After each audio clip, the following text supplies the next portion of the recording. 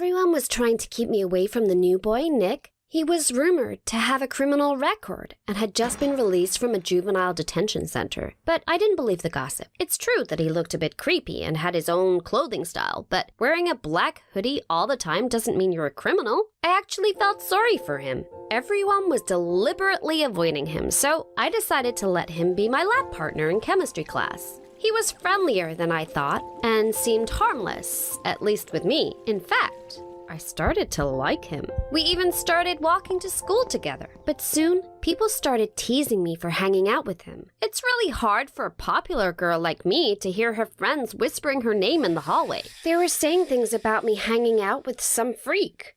I didn't want to lose my friends for a man I had just met. I had to put my reputation first. So, I decided to end our friendship. I know it sounds selfish, but it would be better for both of us. At lunch break, I decided to make a scene. I waited for Nick to come and sit at the same table as me.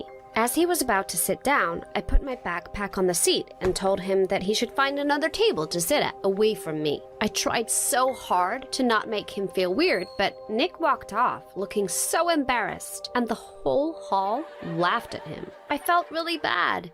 I told my best friend Claire, and she told me not to worry. Claire and I have been friends for a year, and I trust her more than anyone. Ever since she and her mom moved to the suburbs of the town, she's been coming over to my house almost every day. Me and her have so much fun together, and she even gets on well with my mom and dad, especially my dad. Sometimes I think she gets on better with my dad than me. She always talks about how cool and funny he is. I thought for a while that she had a crush on him, but I was probably making a big deal out of nothing. It's most likely she's just jealous, as she hasn't got a dad of her own. Anyway, back to Nick. The next day, I thought things would get back to normal, but I then noticed Nick kept glaring at me in class. Maybe he was still upset with me, but I didn't want to ask. I didn't want to be seen talking to him. That afternoon, I was going to meet Claire to hang out. I just needed to put some books away first, but when I got to my locker, I saw it was unlocked. I knew I had locked it that morning. Someone must have broken in, but who could it be? I opened it up and looked inside. Everything looked the same as when I had left it. It was weird. What was the point of breaking in if they weren't going to take anything? Are they trying to hassle me? Then I realized what was missing. It was a photograph of me and my dad. I realized it must be Nick. That creep had broken into my locker and stolen a picture of me. When I told Claire, she laughed at me and told me I must have left it unlocked. But I wasn't so sure. I couldn't prove it was Nick, but I had the feeling it was. Over the next few days, other strange things happened. I kept getting calls on my phone from an unknown number, and when I answered, there would just be someone breathing down the phone and they would hang up. Then, I got in trouble at school for not completing my English homework. I knew I had put it in my teacher's tray, so someone must have removed it, so I would get into trouble. But the weirdest thing that happened was that I kept getting junk mail through the post, and loads of emails from companies I had never even heard of. Someone must have been giving my details out just to bug me. It must have been Nick trying to get his revenge on me for embarrassing him, but I couldn't prove it. I told Claire all this, but she said maybe they were all coincidences. Lots of people get junk mail and prank phone calls, right? But then something happened, which proved it wasn't all in my head. One night, I tried to log onto Instagram and saw that my password had been changed. My account had been hacked. I looked at my account. Someone had changed my profile picture to one of a woman with makeup over her face, half-dressed and falling over drunk. Someone had edited the face to look just like me. I was so upset. And there were other photos on my profile too, ones taken with my webcam without my knowledge. I called Claire in tears. I didn't know what to do, so she reported my account so the pictures would be taken down. But before it was removed, I saw all of the horrible comments from people at my school. I was so embarrassed. Now I had to convince everyone it wasn't me. Could you imagine being in such an awkward situation?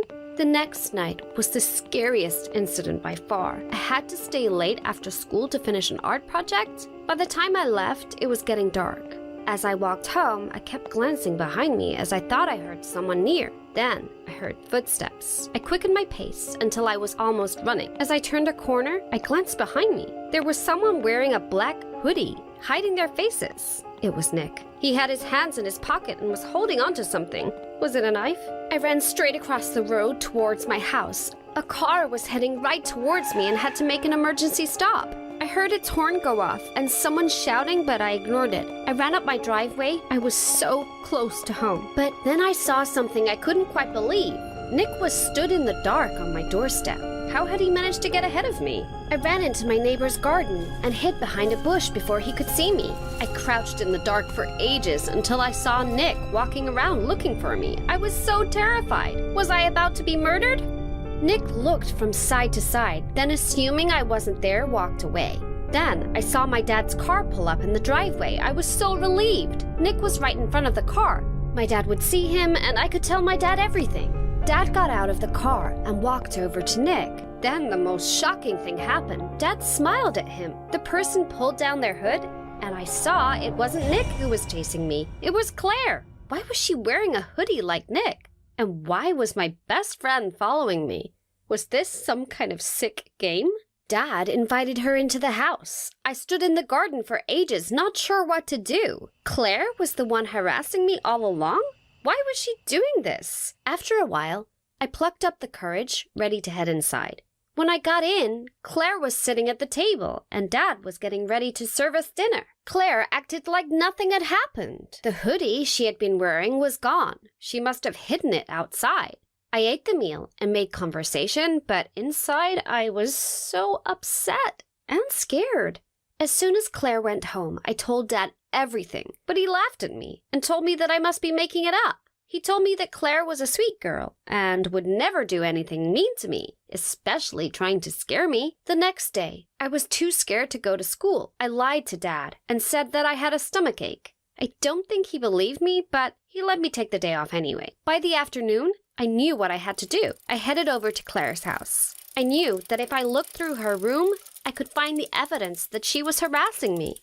I biked over to Claire's house and looked for the spare key. I knew they kept it in one of those fake rocks and soon found it. I let myself into the house and shut the door. It was so easy. I headed to Claire's room.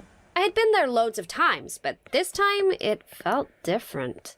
Her room looked so normal, and I felt a pang of sadness when I saw a photo of us on her pinboard. Perhaps I was mistaken all along. Claire was my best friend. There was no way she would be so mean to me. I was about to go when I heard a noise outside of someone approaching and the sound of a key in the door. How would I explain what I was doing? I knew I had no time to get out, so I hid under the bed. I couldn't see what was happening, but I could hear someone come into the bedroom and sit down on the bed, but they weren't alone. Claire was telling the other person how she had more photos of me to put online. Then I heard something that scared me more than anything else. The person she was talking to was Nick. They spoke about how much fun they were having messing with me and seeing me upset. They were both trying to ruin my life. I laid under the bed, silently crying. After a few minutes, they said they were going to go and get a coffee, and they headed out. They spoke like they had known each other for years.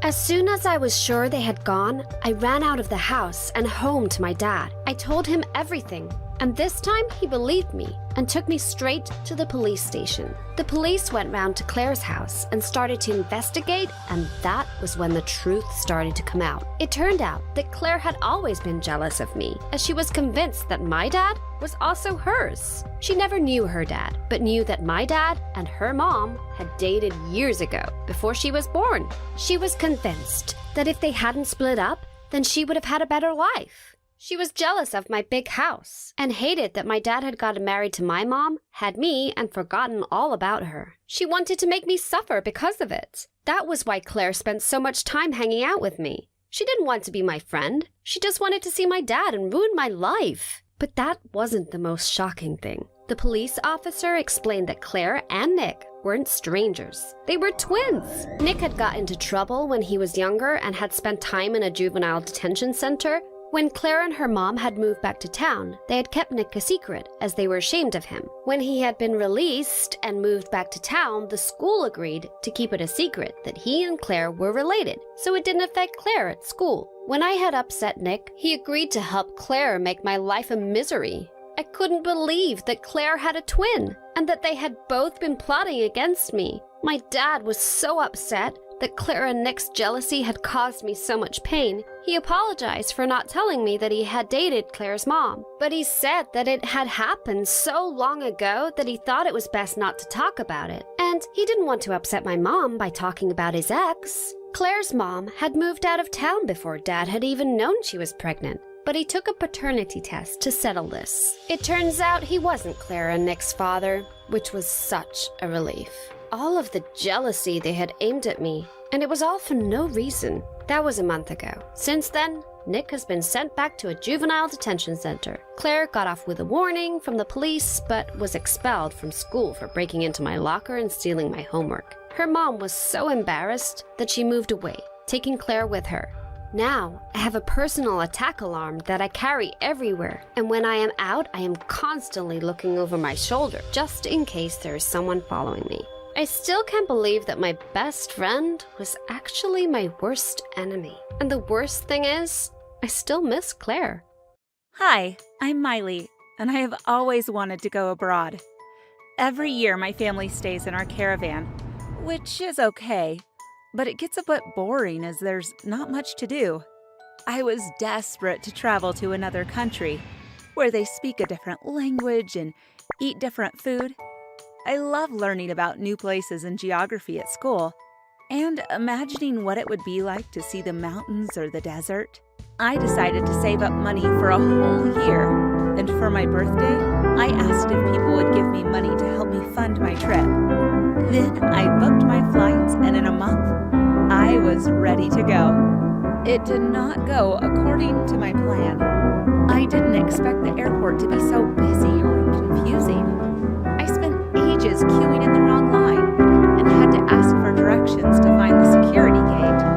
I beeped when I walked through the scanner, so then I had to be poked and prodded until the security guards were happy that I was safe. But I'd forgotten to take some of the things out of my rucksack, so they confiscated my sunscreen, makeup bag, scissors, and sewing kit. I felt so upset that I was delighted to find so many shops on the other side where I could replace my makeup. An hour later, I heard a voice announcing, "Could Miley Lewis please proceed to Gate 7, as she is about to miss her flight?" That was me. In a panic, I sprinted to the gate, losing my scarf on the way, and made it only just in time, exhausted. I was a bit nervous about the flight, but tried to push the horror stories of planes falling out of the sky out of my mind by putting on some music. But the stewardess told me that it had to be turned off for takeoff. I'd shut my book in the overhead locker, so I just had to sit and grip the arms of my chair as we took off, and I felt my ears pop. When we finally